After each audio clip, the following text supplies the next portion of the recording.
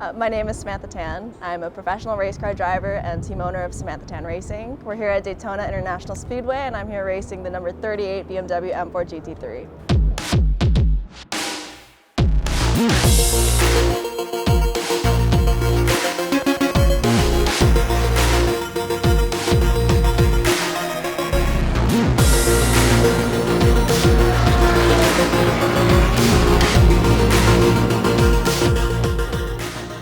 So my passion for cars and motorsport really started with my dad, who is a big car enthusiast, and he used to take me to track days when I was very little and like whip me around.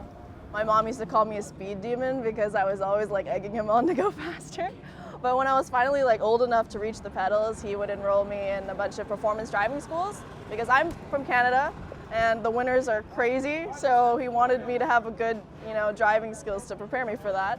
But I fell in love with it, and I had the incredible opportunity to sit in my very first race car. It was a Ferrari 458 Challenge at the end of a session, and I got taken on a hot lap with a pro driver, and just the G-forces, the accelerating, the braking, it all blew me away. And literally as soon as I stepped out of the car, I was like, I want to be a race car driver.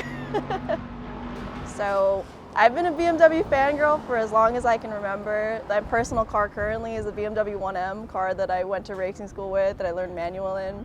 So it was kind of like a natural fit. I've been a BMW partner for the past few years, started or basically raced the entire BMW sports car ladder from the M235, M2 CSR, very successful career of the M4 GT4, and now just, again, natural progression up to the M4 GT3. So this is actually my very first GT3 car ever. We were actually the first team in the world to receive the all-new BMW M4 GT3s, and we were the first to win with the M4 GT3 earlier this year, the 12-hour Mugello. So I mean, it's been a pretty good season for us, I must say.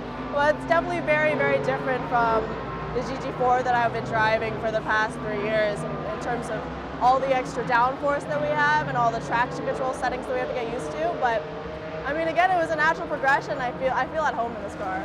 I mean, it's completely surreal for me to be here. Daytona 24 is such an iconic race, and just being able to be here at this track, knowing the kinds of races that have gone on here and just the history behind it. I mean, one of my personal goals is to be at all 4 of the big endurance races, 24-hour Le Mans, 24-hour Daytona, 24-hour Spa, which we did do earlier this year, and the 24-hour Nürburgring. So currently we're trying a bunch of different setups. We're here this weekend on Hankook tires. Daytona's pretty notorious for blowouts, so we're running a very conservative setup with much higher tire pressures than we normally run. So there is a bit of understeer, there's a little bit of oversteer, but again, we're trying all these different things, testing different things, and just, again, preparing for next year. So car handles pretty well. I'm having a lot of fun. If I may say, this 24-hour race is a little bit more laid back. The sessions are much more spread out. You're not actually running the car for the full 24-hour. Real 24, like straight 24-hour races are exhausting. You never know when you're getting in the car. I mean, there's so much strategy that goes into it. Everything's always changing, but that's exactly what makes it so exciting. Yeah, so one of my favorite things about night racing is just the strategy that goes into it and what you can kind of play around with, because it is so hard to tell what car is behind you because it's so dark. And I remember at a previous race, the 24-hour Dubai, when I was in a GT4, it was typically the GT3 cars that were only like flashing their lights to tell you that they're coming by. So when I was coming up on some competitors, I would flash my lights and they would actually move out of the way, and I just sail right by, and I'm like, played you. But it's kind of those things that I really like about night racing. A race I'm probably the most proud of is a 12-hour Mugello, and taking that historic win for BMW. Being the first team in the world to win with this all-new M4 GT3, it was just an incredible thing for me and my small little Canadian team. And again, just to be forever part of the BMW history books as this little BMW fangirl. And then I think second to that's probably the 24-hour Spa, if I can talk about that.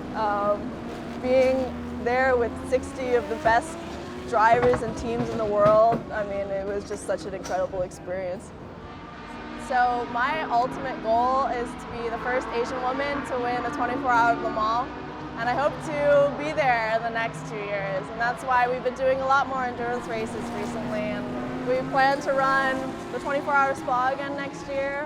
Hoping to get into the 24-hour Nürburgring as well in the all-new M4 GT4. Not the GT3 yet, because I still have to get my license actually for the Nürburgring. But other than that, you'll hear very soon what our main season plans are.